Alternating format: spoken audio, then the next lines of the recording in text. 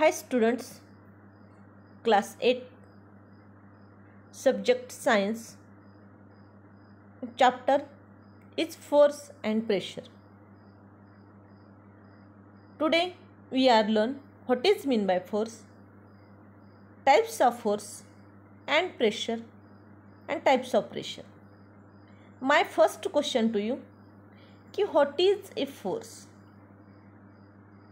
Students, observe the picture. See here, first picture, second picture and third picture, and tell me what is a force? A stationary object on which no force is acting remains stationary. An object in a motion continues to move with the same speed and direction when no force is acting on the object. This is the Newton's first law of motion. तर विद्यार्थी मित्रांनो, तर माझा प्रश्न असा आहे तुम्हाला की फोर्स म्हणजे काय? तर बल. त्यानंतर प्रेशर म्हणजे थोडक्यात दाब. आता 3 चित्रे दिलेली आहेत. तिन्ही चित्राचं तुम्हाला निरीक्षण करायला सांगितलेलं आहे मी, आणि यावरून आपल्याला ठरवायचं आहे की वेगवेगळे ॲक्शन आहेत या चित्रामध्ये, वेगवेगळ्या क्रिया आहेत, आणि यावरून आपल्याला ठरवायचं आहे की नेमकं फोर्स कशाला म्हणायचं. Force a stationary object on which no force is act. म्हणजे जर एखादी स्थिर वस्तू असेल, स्टेशनरी स्थिर object on which no force is acting, स्थिर वस्तू असेल तर त्या स्थिर वस्तूवर बल हे कार्य करत नसेल तर आपल्याला माहिती आहे ती वस्तू स्थिर राहते. आता उदाहरणामध्ये पहा, आपल्या घराच्या बाजूला एक भला मोठा दगड आहे. त्याला जर आपण हलवलं नाही, त्या वस्तूवर जर आपण बल लावलं नाही, त्या वस्तूवर जर आपण क्रिया केली नाही, तर आपल्याला माहिती आहे तो दगड जशाचा तशा वर्षानुवर्षे तिथेच पडून राहणार आहे. म्हणजे स्थिर वस्तूवर बल कार्यरत नसेल तर ती वस्तू काय राहते? स्थिर राहते. त्यानंतर पहा, रिमेन स्टेशनरी म्हणजे जशाला तशी ती वस्तू राहते. An object in motion continuous to move with the same speed and direction when no force is acting on the object. म्हणजे एखादी गतिमान वस्तू आहे, पहा, ऑब्जेक्ट इन मोशन, आणि त्या गतिमान वस्तूवर जर बल कार्यरत नसेल तर ती त्याच वेगाने व दिशेने सतत पुढे जात राहते. म्हणजे एखाद्या वस्तूवर आपण बल लावलं नाही तर ती वस्तू तशीच पुढे जाते. म्हणजे थोडक्यामध्ये फोर्स म्हणजे काय? तर बल म्हणजे काय? बल म्हणजे एखादी स्थिर वस्तू गतिमान होण्यासाठी जे काही आपण बल लावतो, जे कार्य करतो, किंवा त्या वस्तूला जागा बदलण्यासाठी मदत करतो, तो जो काही ती क्रिया असते तर त्याला बल म्हटलेले आहे. पहा, आता फोर्स ही क्रिया नेमकी कशी घडते? काय केलं जातं फोर्स या क्रियेमध्ये? A push is a force exerted away from the body. A push is a force exerted away from the body. Push करणं म्हणजे एखादी वस्तू आपल्या शरीरापासून दूर ढकलायची आहे, किंवा ठेवलेल्या वस्तूला पुढे ढकलायचं आहे, तर आपल्याला त्यावर काय करावा लागतो? फोर्स एक्झर्ट करावा लागतो, फोर्स लावावा लागतो. उदाहरणामध्ये पहा, हिटिंग ए स्नूकर बॉल. बॅटने मारलेला किंवा स्नूकरने मारलेला बॉल आहे. किकिंग ए फुटबॉल माहिती आहे आपल्याला. फुटबॉलवर जर आपण किक मारली, त्याच्यावर फोर्स लावला, तर तो फुटबॉल काय होणार आहे? गतिमान होणार आहे, पुश होणार आहे. त्यानंतर पहा, फोर्स ए पुश और पुल. फोर्स म्हणजे काय? तर फोर्समध्ये 2 क्रिया घडल्या जातात, पुश और पुल. एकतर ढकलणे किंवा ओढणे. काही ॲक्शन दिलेले आहेत, पहा, ॲक्शनचं निरीक्षण करा. The action like picking, opening, shutting, kicking, hitting, lifting, the flinking, pushing, pulling are often used to describe certain tasks. Each of these actions usually result in some kind of changes in the state of motion of an object. म्हणजे एखाद्या वस्तूच्या अवस्थेमध्ये जे काही बदल घडून आणला जातो, काही वेगवेगळ्या क्रियांनी त्याला फोर्स म्हटलेले आहे. तर पहा, a goalkeeper saving a goal, a hockey player kicking a ball and fielder stopping a ball. या सर्व क्रिया करण्यासाठी आपल्याला एखादी वस्तू गतिमान करायची असेल किंवा गतिमान वस्तू थांबवायची असेल तर त्यासाठी कशाची आवश्यकता असते? फोर्सची. तर काही या ठिकाणी उदाहरणे आहेत. तर पहा कोणकोणते उदाहरणे आहेत.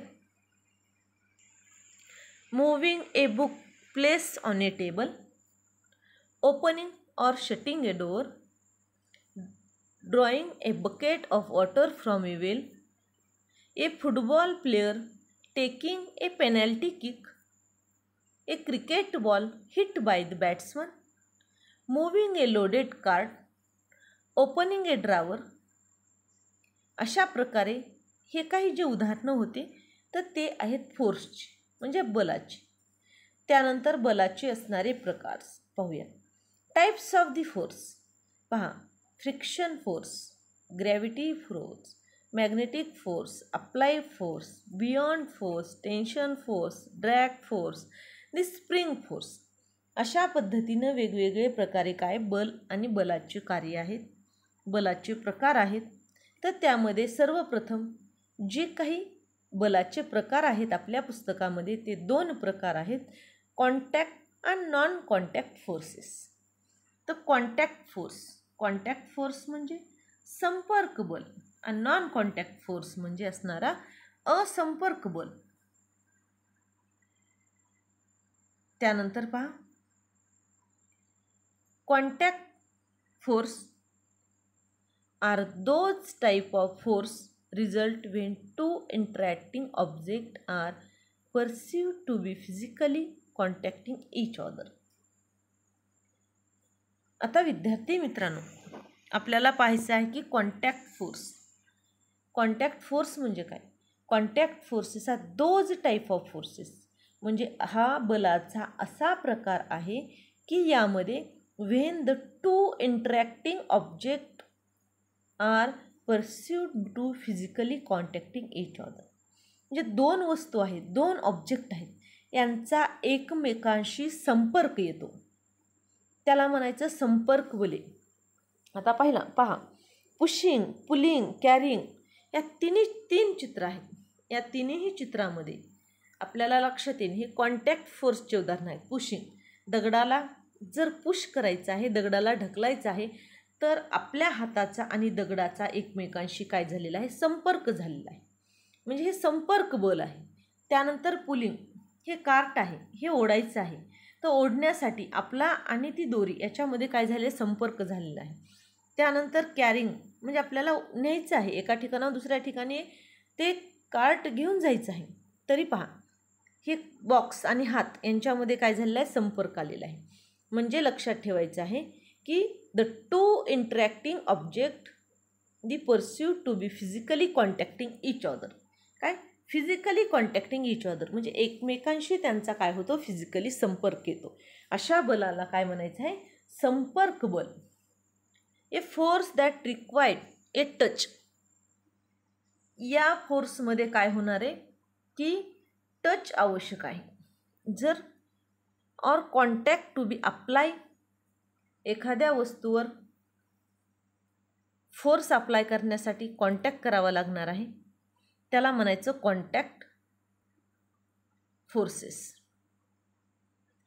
उदाहरणामध्ये मस्क्युलर फोर्स, मस्क्युलर आणि फ्रॅक्शनल फोर्स. मस्क्युलर फोर्स म्हणजे आपल्या शरीराचा असणारा एखाद्या वस्तूशी जो काही संबंध येतो, म्हणजे आपली मसल्स आहेत, आपले स्नायू आहेत, स्नायू बल थोडक्यामध्ये म्हणायचं.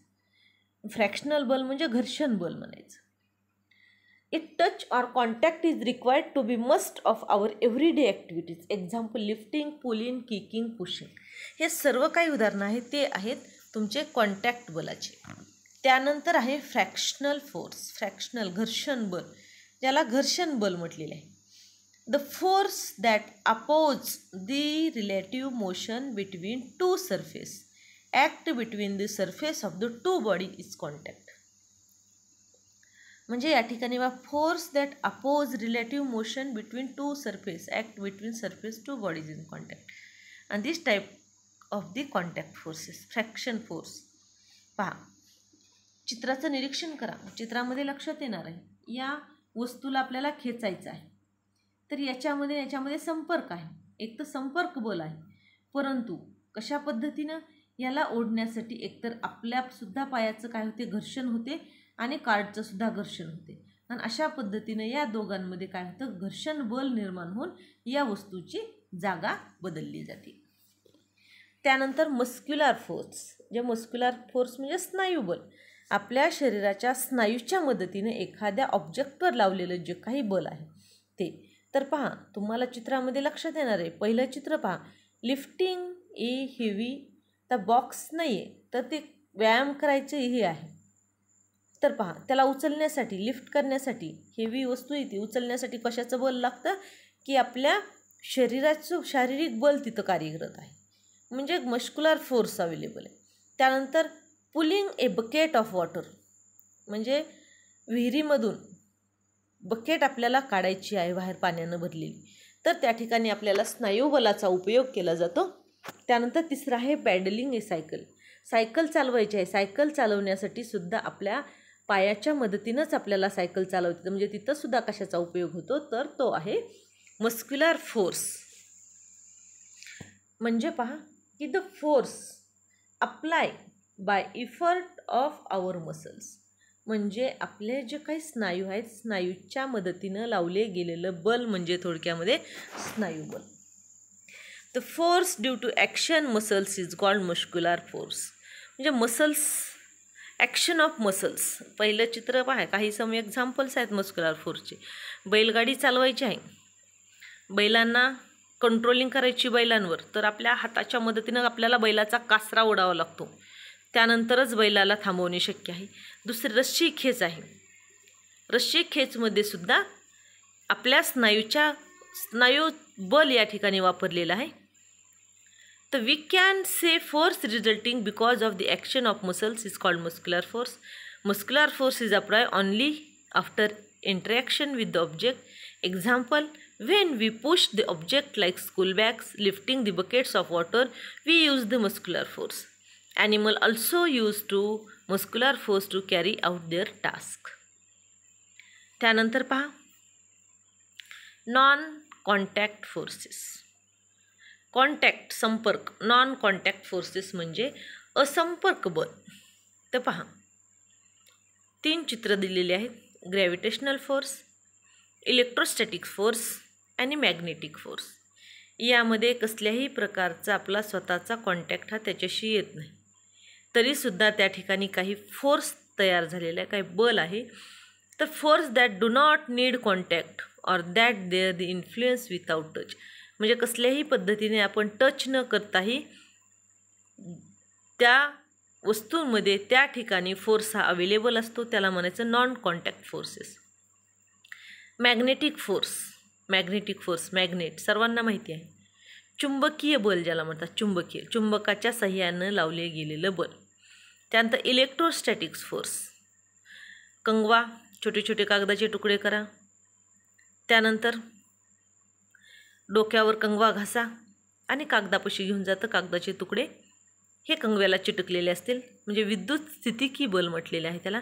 ग्रॅव्हिटेशनल फोर्स म्हणजे गुरुत्वाकर्षण शक्तीमुळे जे काही वस्तू आकाशाकडे आपण फेकतो त्या वस्तू पृथ्वी स्वतःकडे खेचून घेते, आणि ते जे काही बल आहे त्याला म्हणायचं की गुरुत्वाकर्षण बल.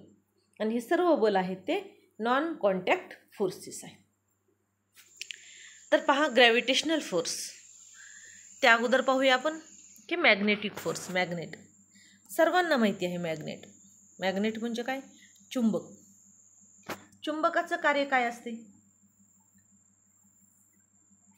पहा, लोखंडी वस्तूला स्वतःकडे आकर्षित करून घेण्याचं काम करत असते.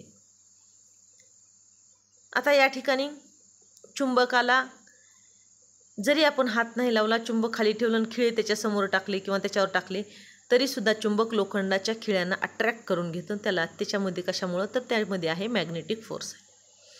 I am sure all of us have play with magnet. म्हणजे मला नक्की खात्री आहे की व्हिडिओ पाहणारा प्रत्येक विद्यार्थ्याने मॅग्नेट खेळलाच असेल किंवा मॅग्नेट पाहितलं असेल किंवा इतर आपला एखादा मित्र मॅग्नेटशी खेळताना म्हणजे चुंबकाशी खेळताना आपण पाहितलेलं असेल. Magnet have always been the mystery to us. म्हणजे आपल्याला एक विचार करण्यासाठी किंवा एक अद्भुत असं एक मॅग्नेट आहे. They are fun manipulative. आणि आपल्याला ते आकर्षक वाटते, मुलांना खेळण्यासाठी मज्जा येते. गूढ रहस्य आहे मॅग्नेटचं. कशामुळं काय आपल्याला माहीत नाही, पण गूढ रहस्य आहे. तर कशाचं, at some orientation they would pull each other toward themself. पण दोन मॅग्नेट असतील तर एकमेकांकडे नेले तर काही वेळे काय होतं, एकमेकांना ते अट्रॅक्ट करून घेतात. पण जर साईड दोन्हीपैकी एकाची साईड बदलली आपण तर ते एकमेकांपासून रिपेल होतात, म्हणजे एकमेकांपासून दूर जातात. हे विशेष म्हणजे चुंबकाचे असणारे 2 गुणधर्म आहेत, अट्रॅक्शन अँड रिपल्शन. अट्रॅक्शन म्हणजे आकर्षित करून घेणे आणि रिपल्शन म्हणजे या ठिकाणी प्रतिकर्षण करणे. दे wood move away from each other. Over the year learn that the force that work behind the behaviour of magnet it is magnetic force. आणि आपल्याला माहिती आहे ते यामध्ये कोणता फोर्स कार्यरत असेल, अट्रॅक्ट करून घेणं, रिपेल करून घेणं, तो आहे मॅग्नेटिक फोर्स. आणि which is the attractive or repulsive in nature depending on its orientation with the organic matter. म्हणजे 2 याचे गुणधर्म आहेत, एक अट्रॅक्शन आकर्षण, रिपल्शन प्रतिकर्षण. अशा पद्धतीचं नॉन कॉन्टॅक्ट फोर्सचा पहिला प्रकार आहे की मॅग्नेटिक फोर्स. त्यानंतर दुसरा प्रकार आहे ग्रॅव्हिटेशनल फोर्स. आपल्याला माहिती आहे न्यूटनची गोष्ट तुम्ही नक्कीच ऐकलेली आहे. आणि जर ऐकली नसेल तर पहा, 2-3 ओळीमध्ये तुम्हाला मी न्यूटनची गोष्ट सांगते. चित्राकडे पाहिल्यानंतर तुम्हाला लक्षात येईल न्यूटन नावाचा जो शास्त्रज्ञ होता तो एके वेळेस काय झालं की सफरचंदाच्या झाडाखाली बसला असता. सफरचंदाच्या झाडाखाली बसल्यानंतर एकदम न्यूटनच्या समोर काय झाले, झाडावरचं सफरचंद जमिनीवर पडलेलं आहे. त्यानंतर न्यूटनला असा खूप मोठा प्रश्न पडला, अरे हे झाडावरचं फळ जमिनीकडेच का पडलं, तसंच ते वर का गेले नाही, तसेच ते उजव्या बाजूला का गेले नाही, डाव्या बाजूला का गेले नाही, ते फळ नेमकं पृथ्वीच्या दिशेनं येण्याचं कारण काय. आणि असा विचार केल्यानंतर न्यूटननी बराच विचारांती शोध लावला आणि त्यांना असं झालं की ग्रॅव्हिटेशनल फोर्स म्हणजे गुरुत्वाकर्षण शक्ती पृथ्वीच्या भूगर्भामध्ये, पृथ्वीच्या पोटामध्ये काहीतरी प्रचंड प्रमाणामध्ये एक शक्ती आहे. आणि ती शक्ती काय करत असते, वर फेकलेल्या सर्व काही वस्तू पृथ्वीवर फेकलेल्या ह्या स्वतः जमिनीकडे खेचून घेतल्या जातात. याचं कारण एकच, ती शक्ती म्हणजे आहे गुरुत्वाकर्षण शक्ती. आणि तो फोर्स म्हणजे gravitational force. The attractive force that body experience toward the center of the earth is called force of gravity due to the earth.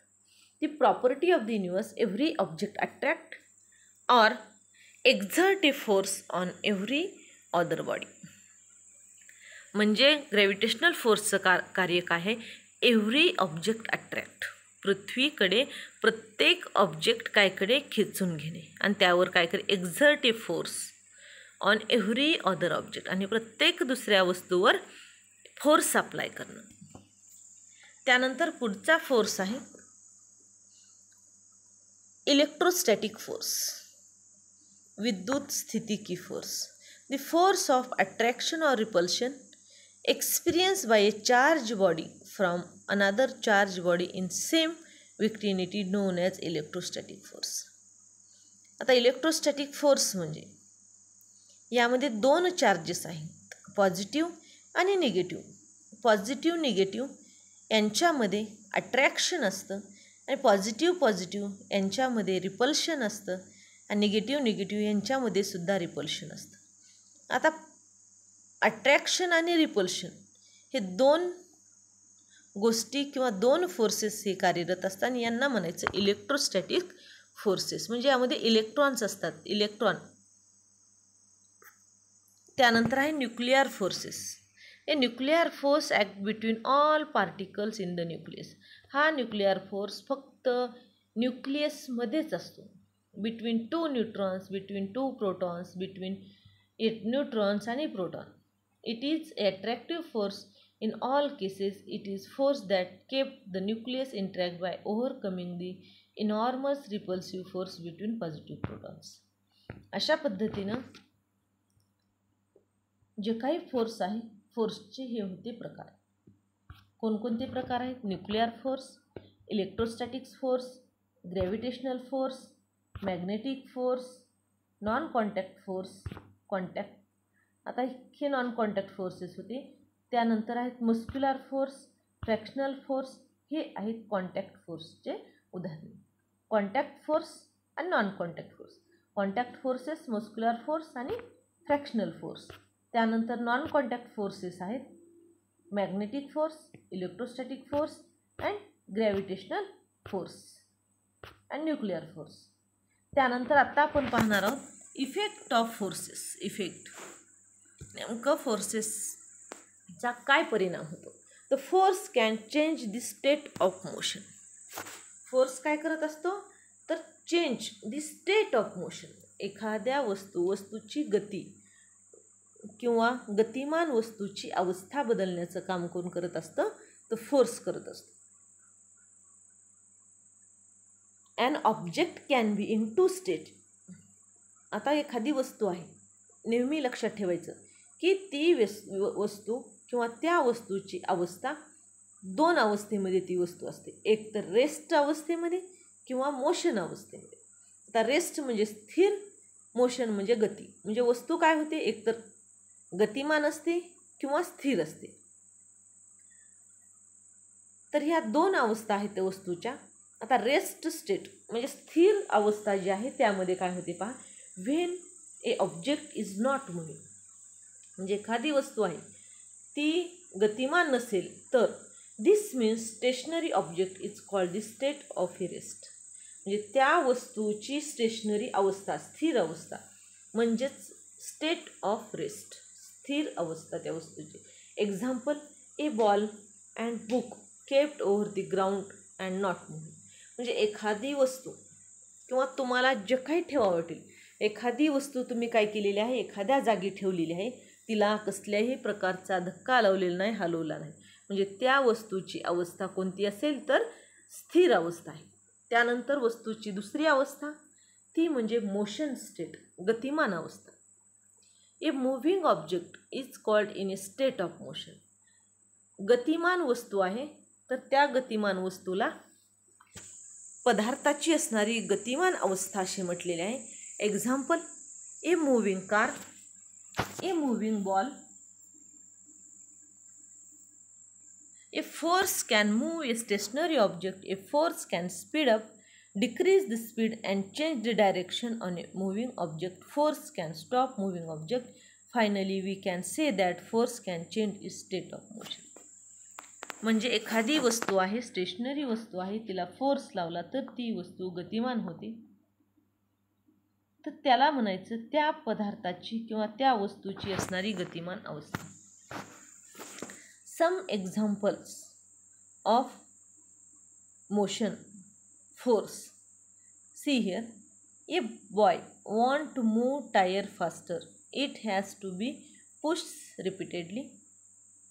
Change in the direction of moving ball after it strike the ruler places in this path. Then in the football game, a goalkeeper stop the football going toward the goal post by applying a force by his hand. Then in the cricket game, a batsman can push a fast moving ball in the same direction or opposite direction or change the direction of the movement of ball because force being applied from the bat, his bat. Then second, see here, force can change the shape of an object. The first effect of force is the force can change motion, and second one is the force can change the shape of an object. म्हणजे बल एक तर वस्तूची गती बदलते किंवा वस्तूचा आकार बदलते. बल हे काय करते, वस्तूची गती बदलते किंवा वस्तूचा आकार बदलते. When you apply force on a inflated balloon by pressing it using your hand both side, then the force pressure change the shape of balloon. चित्रामध्ये पहा, एक फुगा आहे आणि दुसरा बॉल आहे. तर पहिल्यांदा काय केलं की पहिल्या बॉलमध्ये दोन्ही हातामध्ये बॉल धरलेला आहे, दोन्ही बाजूने त्याच्यावर फोर्स अप्लाय केलेला आहे. तर बॉल जो आहे तो बॉलचा काय झालेला आहे पहा, आकार बदललेला आहे. त्यानंतर दुसऱ्या ह्याच्यामध्ये एक चेंडू आहे. सुरुवातीला रेस्ट स्टेट आहे, परंतु नंतर वरच्या साईडने आणि खालच्या साईडने दोन्ही बाजूंनी त्या बॉलवर काय केलेलं आहे, फोर्स अप्लाय केलेला आहे. तशा पद्धतीनं बॉलची शेप, बॉलचा शेप म्हणजे त्याचा आकार हा काय झालेला आहे, बदललेला आहे. म्हणजे थोडक्यामध्ये लक्षात घ्यायचं आहे मुलांनो की बलामुळे वस्तूची गती बदलते, बलामुळे वस्तूचा आकार बदलतो.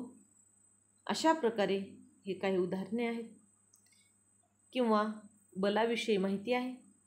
त्यानंतर आणखी काही भरपूर उदाहरणे दिली आहेत. यामध्ये तुम्हाला लक्षात येईल की नेमकं फोर्स हे कशा पद्धतीनं स्वतःचा शेप चेंज करत असतो. Stretch rubber band, press sponge, squeeze spring, after पहा. म्हणजे यावरून तुम्हाला असं लक्षात येईल, you can change the shape of rubber band spring by stretching in the opposite direction. You can change the shape of the two into bread by applying force with the rolling pin. So we can say that the forces can change the shape of an object. त्यानंतर विद्यार्थी मित्रांनो, पुढचा घटक आहे balance and unbalance forces. संतुलित आणि असंतुलित असणारी बलं. तुम्हाला या नावावरूनच लक्षात येणार आहे संतुलित बल आणि असंतुलित बल कशाला म्हणायचं. पहा, चित्राचं निरीक्षण करा. चित्राकडे पाहिल्यानंतर आपल्याला लक्षात येणार आहे दोन्ही बाजूनी तीन व्यक्ती आहेत आणि दोन्हीकडला फोर्स हा सेम आहे, 300 N 300 N. तर याला म्हणायचं balance force. Balance, a force when two forces are equal size act on a body in opposite direction is known as the balance force. म्हणजे दोन्ही बाजूनी, दोन्ही अपोजिट बाजूनी, दोन्ही विरुद्ध बाजूनी सारख्याच साईजचे जर फोर्स लावले असतील तर तो फोर्स म्हणजे balance force. Balance. Children playing the tug of or pull the rope in the respective direction. If the pull of the force is equal on two sides, the rope does not move. In the force is more on one side, the rope move in that direction. This means that initially two forces as balanced, the rope move in direction higher force, then force become unbalanced.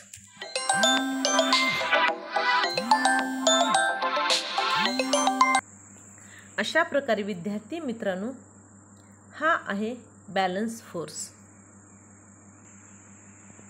यानंतर पाहूयात unbalance force. A force where two forces acting in opposite direction on a body are not equal in magnitude and in size is known as the unbalance force. पहा, चित्राचं निरीक्षण करा. चित्रामध्ये लक्षात येणार आहे अनबॅलन्स फोर्स म्हणजे निळ्या शर्टवाला व्यक्ती आहे. थोडक्यामध्ये या व्यक्तीचं वजन हे जास्त आहे आणि रेड शर्टवाला व्यक्ती याचं वजन थोडेफार प्रमाणात कमी आहे. म्हणून सीसॉ जे आहे तर रेड शर्टवाला व्यक्ती हा आपल्याला माहिती आहे हे वरच्या बाजूला गेलेला आहे आणि येलो शर्टवाला व्यक्ती हा खालच्या साईडने आलेला आहे. म्हणजे या दोघांमध्ये जे काही फोर्स आहे किंवा जे काही त्यांचं वजन आहे, वस्तुमान आहे, हे आहे unbalance, unequal. A force when two forces acting in opposite direction on a body are not equal. म्हणजे दोन्ही बाजूचं जे काही फोर्स असेल तो हा अनइक्वल असेल तर त्या फोर्सला म्हणायचं अनबॅलन्स असणारा फोर्स. त्यानंतर पुढचा मुद्दा पाहूयात आपण, इनर्शिया, ज्याला म्हणायचं जडत्व. आता विद्यार्थी मित्रांनो, जडत्व म्हणजे काय पहा. जडत्व, the tendency of an object to remain in its existing state is called it inertia. म्हणजे वस्तू ही गतीच्या ज्या स्थितीत आहे त्याच स्थितीत राहण्याची असणारी प्रवृत्ती, त्याला म्हणायचं जडत्व. म्हणजे वस्तू गतीच्या ज्या स्थितीत आहे त्या स्थितीत ती वस्तू राहणे. This is why an object is stationary state remain in the same state and object in motion remain in state of motion in the absence of the external force. म्हणून बाहेरून बल प्रयुक्त न केल्यास स्थिर स्थितीतील वस्तू स्थिर राहते आणि गतिमान स्थितीतील वस्तू गतिमान राहते. अशा प्रकारे विद्यार्थी मित्रांनो, जडत्व म्हणजे जी वस्तू गतीच्या ज्या अवस्थेत आहे त्याच अवस्थेत राहणे. त्यानंतर पाहूयात आपण की types of inertia. The first type of inertia that is inertia of the state of rest. म्हणजे विराम अवस्थेमधलं जडत्व. विराम अवस्था म्हणजे काय? An object in the state of rest cannot change its state of rest due to its inherent property. This property is called the inertia of the state of rest. म्हणजे वस्तूच्या ज्या स्वाभाविक गुणधर्मामुळे ती आपली विराम अवस्थेत कसल्याही प्रकारे बदल करू शकत नाही त्याला म्हणायचं विराम अवस्थेचे जडत्व. आपल्याला सर्वांना माहिती आहे, जर अचानक बस सुरू झाली तर काय होते? प्रवासी हे मागच्या दिशेने फेकले जातात. याला म्हणायचं की विराम अवस्थेमध्ये असणारे जडत्व. त्यानंतर दुसरं आहे इनर्शिया ऑफ मोशन, गतीचे असणारे जडत्व. The inherent property of an object due to which its state of motion can not change it's called its inertia of motion. For example, a revolving electric fan continues to revolve even after it is switched off. The passengers sitting it, the running backs get the jerk in the forward direction if the bus suddenly stops. आता गतीचं जडत्व म्हणजे काय? तर पहा, वस्तू जी आहे ही वस्तू ज्या स्वाभाविक गुणधर्मामुळे गतिमान अवस्थेमध्ये स्वतःच्या बदल करू शकत नाही त्याला म्हणायचं गतीचं जडत्व. उदाहरणामध्ये पहा, फिरणारा विजेचा पंखा जर आपण बंद केला तरीसुद्धा काही वेळ तो फिरत राहतो. बस अचानक थांबल्यास बसमधले सर्व प्रवासी काय होतात? हे पुढच्या दिशेने फेकले जातात. याला म्हणायचं गतीचे असणारे जडत्व. The directional inertia, the inherent property of an object due to which the object cannot change the direction of its motion is called the directional inertia. Example, in vehicles in motion along straight lines suddenly turn, the passengers sitting in its the through opposite the direction of turning. म्हणजे वस्तूच्या ज्या स्वाभाविक गुणधर्मामुळे ती वस्तू आपल्या गतीची दिशा बदलू शकत नाही त्याला म्हणायचं दिशेचे असणारे जडत्व. उदाहरणामध्ये पहा, वाहन सरळ रेषेत गतिमान असेल, अचानक वळण घेतलं तर प्रवासी काय केले जातात? विरुद्ध बाजूला हे ढकलले जातात. अशा पद्धतीने विद्यार्थी मित्रांनो, हे आहेत जडत्वाचे प्रकार, टाइप्स ऑफ इनर्शिया. त्यानंतर आपण पाहूया की प्रेशर म्हणजे काय? ज्याला आपण दाब म्हणतो. दाब सर्वांना माहिती आहे. दाब म्हणजे काय? तर एकक क्षेत्रफळावर लंब दिशेने प्रयुक्त केलेलं असणारं बल. आता एखाद्या वस्तूवर आपल्याला काय करायचं आहे? दाब द्यायचा आहे. आपण काय करतो? सरळ वर्षा दिशेनं खाली त्या वस्तूला दाबतो. म्हणजे परपेंडिक्युलर फोर्स असतो. पहा, प्रेशरमध्ये कोणता फोर्स असतो? परपेंडिक्युलर फोर्स हा कशावर? त्या वस्तूवर लावला जातो. In the physical science the perpendicular force as per unit area or the stress at a point within a confined fluid. The force acting on per unit area of a surface is called the pressure. We can say force per unit area is called pressure. म्हणजे आपल्या सर्वांना माहिती आहे, एकक क्षेत्रफळावर लंब दिशेने प्रयुक्त केलेलं बल, त्या बलाला दाब असे म्हटलेले आहे. आता या ठिकाणी बलाचा फॉर्म्युला काय? प्रेशरचा फॉर्म्युला काय? पहा, pressure is equal to force divided by area. म्हणजे प्रेशर म्हणजे दाब, फोर्स म्हणजे बल, आणि एरिया म्हणजे ज्यावर बल प्रयुक्त केले आहे त्या वस्तूचे असणारे क्षेत्रफळ एरिया. त्यानंतर विद्यार्थी मित्रांनो, दाबाचे असणारे एकक पाहूया की दाब आतापर्यंत आपण पाहिलं होतं एकक कशासाठी असते, तर ती वस्तू कशामध्ये मोजली जाते, तर ते आपण त्याला एकक म्हणतो. जसे की गहू, तांदूळ, ज्वारी, बाजरी हे किलोग्रॅममध्ये मोजले जाते. किलोग्रॅम हे त्याचे एकक आहे. दूध, पाणी, रॉकेल, डिझेल हे लिटरमध्ये मोजले जाते.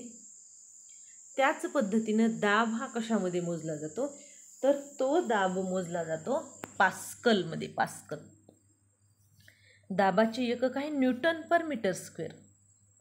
यालाच पास्कलसुद्धा म्हटलेले आहे. आणि हवामानशास्त्रामध्ये दाबाचे एकक बार हे आहे. 1 बार बरोबर 10⁵ पास्कल. दाब ही काय आहे, तर अदिश राशी आहे. आणि विद्यार्थी मित्रांनो, आणखीन एक विशेष बाब तुम्हाला सांगायची आहे. क्षेत्रफळ वाढले की त्याच बलाला दाब कमी होतो. लक्षात आहे, क्षेत्रफळ वाढले की दाब कमी आणि क्षेत्रफळ कमी झाले की दाब जास्त. तर यावर तुम्हाला एक उदाहरण सांगणार आहे. पहा, शाळेत जाताना आपल्या पाठीवर एक दप्तर असतं आणि त्या दप्तराचे पट्टे हे निरुंद असतात, म्हणजे असे रुंद असतात, मोठमोठे. कारण दप्तरामध्ये कितीही ओझं भरलं तरीसुद्धा आपल्याला थोडक्यामध्ये ती पट्टे आपल्या खांद्याला काचत नाहीत, कारण त्याचं क्षेत्रफळ जास्त आहे. परंतु तेवढंच ओझं राहू द्या आणि एक छोटीशी दोरीसारखा बंद राहू द्या त्या दप्तराला, तर पूर्ण काय होणार आहे, त्याचा दाब हा आपल्या खांद्यावर पडणार आहे आणि ती दोरी आपल्याला काचणार आहे. म्हणजेच दाब हा क्षेत्रफळावर अवलंबून असतो. क्षेत्रफळ वाढले की दाब कमी होतो आणि क्षेत्रफळ कमी झाले की दाब जास्त होतो. आता आणखीन एक उदाहरण घ्या.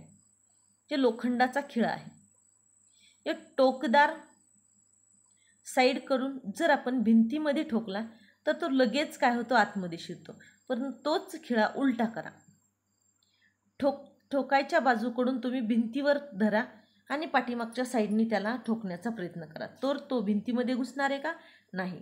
कारण की क्षेत्रफळ जास्त झालं की दाब हा कमी होतो आणि क्षेत्रफळ कमी असलं की दाब हा जास्त होतो. अशा प्रकारे दाबाचे काही प्रकार आहेत. त्यामध्ये पहिला आहे प्रेशर ऑन सॉलिड, म्हणजे स्थायू पदार्थावर असणारा दाब. Air pressure is exerted on all object kept in air. जो काही वातावरणीय दाब आहे, हा दाब कोणत्याही ऑब्जेक्टवर ज्या काही वस्तू ठेवल्या जातात हवेमध्ये त्यावर काय केलं जातं, प्रयुक्त केलं जातं. When a weight is kept on a solid, pressure is exerted on it.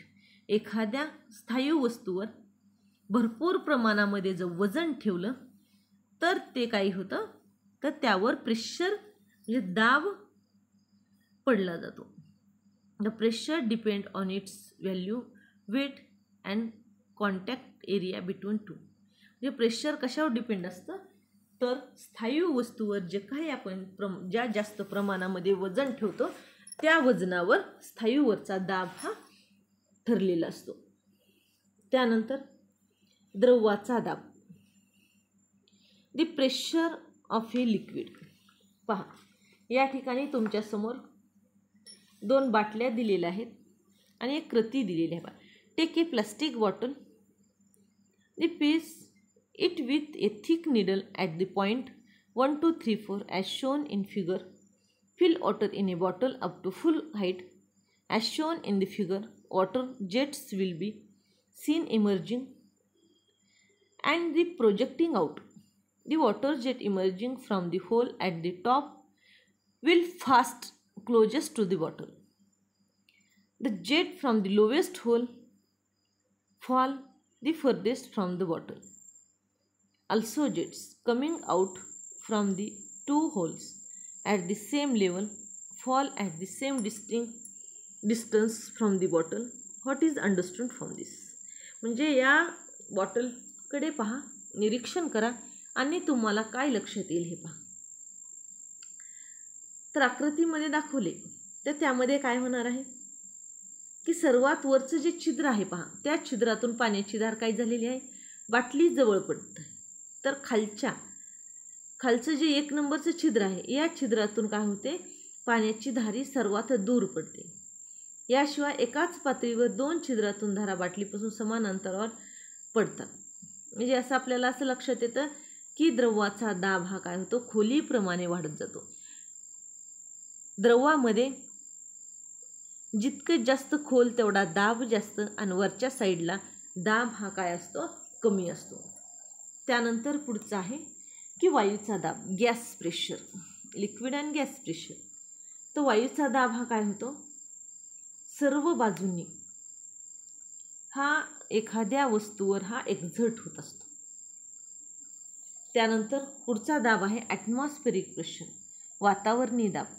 Our atmosphere is made up of different gases. म्हणजे आपल्याला माहिती आहे पृथ्वीवर आपल्या सर्व बाजूंनी काय हवेचं आवरण आहे. Since gas exert pressure, pressure exert by air is called atmospheric pressure. आणि याच आवरणाला वातावरण म्हटलेले आहे. आणि त्यावर जे काही दाब प्रयुक्त होतो त्यालाच म्हटलेलं आहे वातावरणी दाब म्हटलेले पहा. तर विद्यार्थी मित्रांनो, वातावरणी दाब हा समुद्र सपाटीवर हवेचा दाब हा जास्त असतो. आणि जसजसे समुद्र सपाटीपासून वर जाऊ आपण, त्यावेळेस हवेचा दाब हा अत्यंत जास्त होत राहतो आणि दाब हा वाढत जातो. अशा पद्धतीने पहा, चित्राकडे लक्ष द्या. चित्रामध्ये पाहिल्यानंतर तुम्हाला लक्षात येणार आहे वातावरणाचा दाब आपल्या सतत डोक्यावर बाळगत असतो, परंतु आपल्या डोक्यावर सुद्धा वातावरणाचा दाब असतो, पण आपल्याला तो जाणवत नाही. कशामुळे? कारण आपल्या शरीराचा दाब आणि वातावरणाचा दाब हा दोन्ही दाब सारख्या असल्यामुळे आपल्याला वातावरणाचा दाब हा जाणवत नाही. यानंतर बियॉन्ड फोर्स. बियॉन्ड फोर्स म्हणजे काय की प्लावक असणारं बल. आता प्लावक बल म्हणजे काय पहा, when an object is place in a fluid, the fluid exert on upward force we call the buoyant force. म्हणजे एखादी वस्तू ही जर पाण्यामध्ये ठेवली किंवा फ्लूइडमध्ये ठेवली तर त्या फ्लूइडवर ते फ्लूइड काय करत असतं, त्या वस्तूवर खालच्या साईडनं, खालच्या दिशेनं हे बल प्रयुक्त करत असतं. आणि त्या बलाला काय म्हणायचं, प्लावक बल म्हणायचं, बियॉन्ड फोर्स म्हणायचं. Because the pressure increase in depth increase. जसजसं खोली जास्त होईल तसतसं प्लावक बल काय होत असतं, जास्त होत राहतं.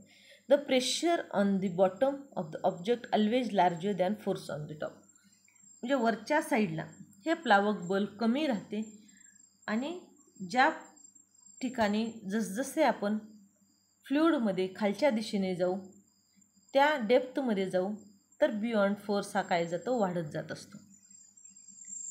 Balance and unbalance beyond force. पहा, balance and unbalance beyond force याच्यामध्ये आपल्याला दिसत आहे चित्रामध्ये. त्यानंतर पुढचं आहे आर्किमिडीज प्रिन्सिपल.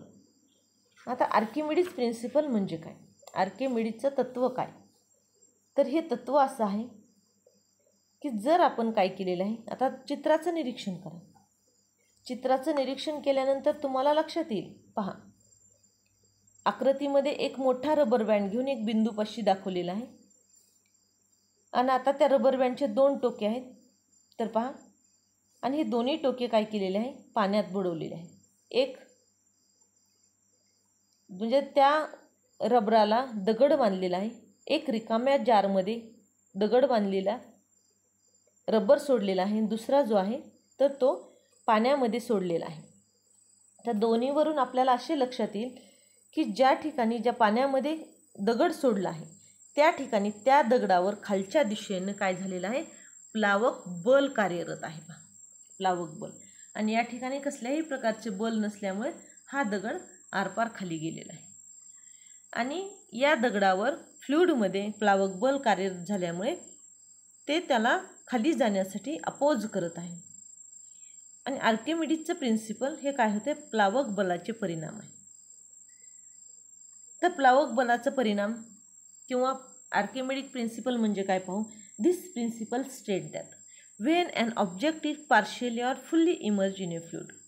एखादी वस्तू आपण काय केलेली आहे, द्रायूमध्ये अंशतः किंवा पूर्णपणे बुडविली तर a force of the buoyancy act on its upward direction. त्यावर काय होतं की वरच्या दिशेनं बल प्रयुक्त होतं. आणि this force is equal to weight of fluid display an object. आणि हे बल त्या वस्तूला वरच्या बाजूनं सारलेल्या द्रायूच्या वजना एवढे असते. यालाच म्हणायचं आर्किमिडीज प्रिन्सिपल. अशा प्रकारे विद्यार्थी मित्रांनो, आज आपण इयत्ता 8वी विज्ञान यामध्ये असणारे प्रकरण 3 फोर्स अँड प्रेशर या घटकाचा अभ्यास पाहिला आहे. हा घटक आवडला तर लाईक करा आणि अशाच इयत्ता 8वीच्या वर्गातील नवनवीन व्हिडिओ पाहण्यासाठी चॅनलला सबस्क्राईब करा, बेल बटनावर क्लिक करा, जेणेकरून जे काही मी 8वीच्या संदर्भाने नवनवीन व्हिडिओ अपलोड करणार आहे त्याची नोटिफिकेशन तुम्हाला मिळतील. धन्यवाद.